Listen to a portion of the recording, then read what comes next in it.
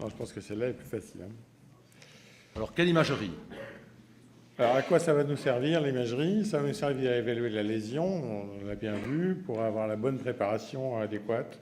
Ça va nous servir à choisir le scaffold, son diamètre, mais aussi sa longueur. Il faut bien couvrir la plaque. Et puis, ça va nous servir à contrôler le déploiement. Alors, beaucoup d'études faites à Absorb Extend, Absorb 2 ont été faites basées sur la sélection de patients sur l'angiographie. Ce qui était le critère qualifiant, c'est ce qu'on appelait le Dmax, c'est-à-dire le diamètre maximum par angiographie quantitative dans la zone supposée d'atterrissage du scaffold. En sachant que ce n'est pas toujours simple, voilà un exemple précis, on peut voir cette sténose de l'IVA proximale lorsqu'on décide qu'on va mettre un scaffold entre les deux barres rouges ici, on retrouve, comme on peut le voir, un diamètre distal à 2,5, un diamètre proximal à 3,2, on a ici 3,0 comme diamètre de référence, donc on choisit un 3. Et puis en fait, le scaffold, il ne va pas atterrir exactement là où c'était prévu. Il atterrit un tout petit peu plus proximal, pas beaucoup. Mais là, le Dmax prox, il est à 4 mm et on a donc mis un scaffold de 3 dans un artère qui fait 4. Alors qu'est-ce que ça donne? Ça donne ça. Ça donne ça en post-procédure. Et là, l'opérateur est embêté et décide, je ne peux pas mettre un ballon de 4 dans un scaffold de 3, donc je laisse les choses comme ça. Ça ressemble à ça à 6 mois, et ça ressemble à ça à 18 mois avec une rosténose. On conçoit assez que lorsqu'on a une malapposition aussi sévère que ça, avec si peu de contact entre l'émail du stent et la paroi artérielle, l'élution de la drogue pour prévenir la rosténose ne va pas très bien fonctionner. Donc l'angiographie quantitative, elle sous-estime le vaisseau. On sait que l'IVUS a tendance à surestimer. Et en fait, lorsqu'on regarde l'angiographie quantitative, l'OCT et l'IVUS sur des fantômes, on voit que c'est l'OCT ou l'OFDI, suivant la marque, qui donne la meilleure corrélation possible en termes de diamètre. Et puis l'autre avantage de ces techniques, c'est qu'on va voir les malappositions, on va voir les overlaps, et on va voir les protrusions éventuelles. En sachant qu'il faut quand même respecter quelques précautions de base. Vous voyez, ici, on a un exemple d'un patient traité sur l'interventriculaire antérieur. On a une petite rupture ici de maille, discrète. Et en faisant le contrôle OCT puis le contrôle IVUS, vous voyez qu'on a ces images. Le contrôle IVUS, il n'y a pas de maille ici. Et le contrôle OCT qui est fait après l'IVUS, on retrouve des mailles ici. Pourquoi? Parce qu'en faisant l'IVUS, eh bien, on a aggravé la maille flottante qui était liée à cette petite rupture localisée. Donc, faire de l'imagerie endocoronaire, c'est bien, mais il ne faut jamais forcer en franchissant avec. Un exemple, dans des situations plus complexes, là, ça rend vraiment des services. Vous voyez qu'ici, c'est un tronc commun. On fait donc de l'OFDI de contrôle et on va se rendre compte que la partie proximale de ce scaffold présente, en amont du tronc commun, une malapposition tout à fait significative et qu'il faut bien sûr post-dilater et contrôler le résultat de la post-dilatation avant de partir.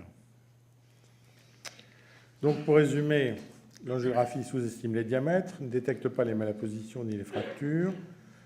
L'échographie endocoronaire surestime les diamètres, a un peu de mal à détecter les malappositions et beaucoup de mal à détecter les fractures. Donc si on doit faire de l'imagerie, on ira plutôt vers de l'OCT et de l'OFDI, qui à la fois détecte malapposition et fracture et évalue correctement les diamètres. Donc retenir une technique d'imagerie à disposition est indispensable. Je pense qu'il faut avoir une technique d'imagerie autre que l'angiographie si on veut utiliser cet outil, ce qui ne veut pas dire qu'il faut l'utiliser chez tous les patients. C'est en premier choix l'OCT ou l'OFDI. Il faut l'utiliser prudemment, parce qu'on peut faire des dégâts si on force trop en refranchissant. Il faut, à mon sens, certainement, comme l'a déjà dit Jean, affiner la sélection et la technique d'implantation en début d'expérience en utilisant cet outil.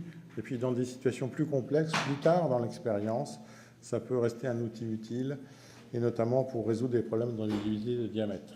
Je vous remercie de votre attention.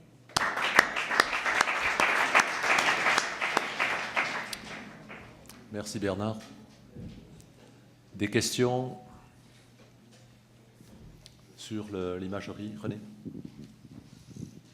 ton premier cas est un beau cas, parce que c'est un cas pratique. Et donc, qu'est-ce que tu conclus? Est-ce qu'on n'aurait pas été mieux là, maintenant que tu nous as montré tout ça, des images d'arosténose, qu'il fallait mettre un Xience 4 court, puis plaquer ce stent Purusarva qui était dans la lumière? Je pense qu'effectivement, il ne fallait probablement pas laisser ce stent complètement flottant avec une malaposition qui faisait à peu près 300-320 degrés de circonférence. C'est effectivement une discussion. Est-ce qu'il faut mettre un Xience? Est-ce qu'il faut mettre un scaffold de 3,5? C'est aussi une possibilité. Je n'ai pas la réponse. Je pense que les deux options sont valides. Le risque de remettre un deuxième scaffold plus gros, c'est que tu vas casser le premier. Donc, l'idée de prendre un Xience 4, c'est de bloquer tout et puis d'empêcher les débris, d'empêcher des ruptures, des fractures. On est d'accord, tu peux faire la même chose, tu peux le plaquer aussi avec un scaffold. La seule difficulté, c'est que tu vas overlapper de façon très large, deux épaisseurs de 157 microns.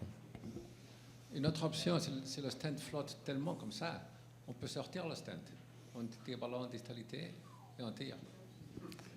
Oui. C'est réellement ça flotte comme ça. C'est une option. Je le fais, moi. C'est une option, oui, effectivement. Bah, personnellement, je ne fais pas, mais... It's important to emphasize, though, in our commercial experience, all the commercial experience we have, the vast majority of thrombosis that gets reported to us comes from under-expansion of the scaffold with full apposition. We hardly ever hear of thrombosis, subacute thrombosis, or late thrombosis from malappositions. And if we actually analyze, there's a new analysis going on with all of the Absorb Extend and Absorb 2 data with the DMAX methodology that you showed in your slide. And if you use the DMAX methodology and you say some scaffolds are too big for the vessel, some scaffolds are perfect for the vessel, and some scaffolds are too small for the vessel. The ones that are too small for the vessel will be severely malapposed. And the ones that are too big will be very well opposed, but very small diameter. All the thromboses and all of the events that we get are on this side. The scaffold is too big for the vessel. No thromboses in any of these trials or events occurred in about 22 patients with the scaffold had severe malapposition. No events in those patients, 22 of them roughly. All the events are on the ones that are underexpanded. So it's important to keep track, because if you leave a 3.5 in a 2.2 vessel, and some people do that, 3.5 in a 2.2, the actual polymer to artery ratio in that setting is about 50%. So it's much higher than metal. And the diameter of flow is very small. It's going to be, when you subtract the 0.3 millimeters from a 2.2, it'll be 1.9. 1.9 millimeter diameter, 50% polymer is not a good equation for thrombosis, as opposed to malapposition, which we have never seen a thrombosis in malapposition from our commercial experience. So that's a little bit of a thoughts for your mind. Thank you. Question. Question. En parlant d'imagerie, en fin de procédure, après la post-dilatation à haute pression au ONC, parfois on est un petit peu déçu en termes de, on va dire, de malapposition très localisée sur des artères qui ont on va dire, qui ne sont pas parfaitement circulaires, ou des plaques un petit peu anfractueuses. Et on se dit, bon, qu'est-ce qu'on fait? Est-ce qu'on laisse comme ça? Parce que l'épaisseur de la maille, ça paraît un peu pire qu'avec des stents métalliques.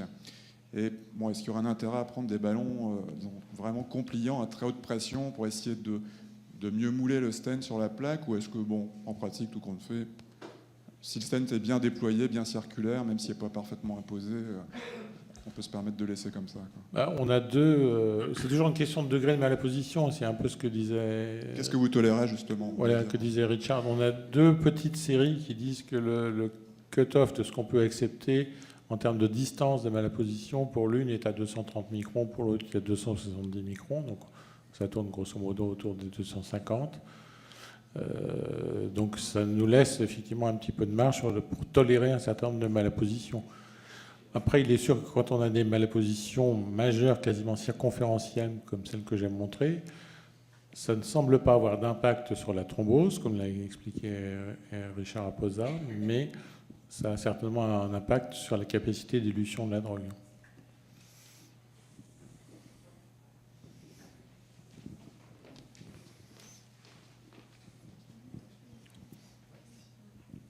Vous avez montré un cas de BVS dans le tronc commun. Quelles sont vos indications de BVS justement dans le tronc commun? C'est juste une étude clinique. D'accord. Donc, je ne pense pas qu'il y ait d'indication hors étude clinique à utiliser le BVS dans le tronc commun, à mon avis. Et ça, c'est un avis personnel. Là, sur le tronc, il faut faire très attention, hein, parce qu'il y a très peu de troncs communs de moins de 4,5 mm de diamètre. Donc, si on prend un BVS 3,5, même si on le monte à 4,2, 4,3, on risque d'avoir une malapposition. Donc, sur les troncs, tant qu'on n'a pas un BVS de 4, je crois qu'il ne vaut mieux pas les implanter actuellement.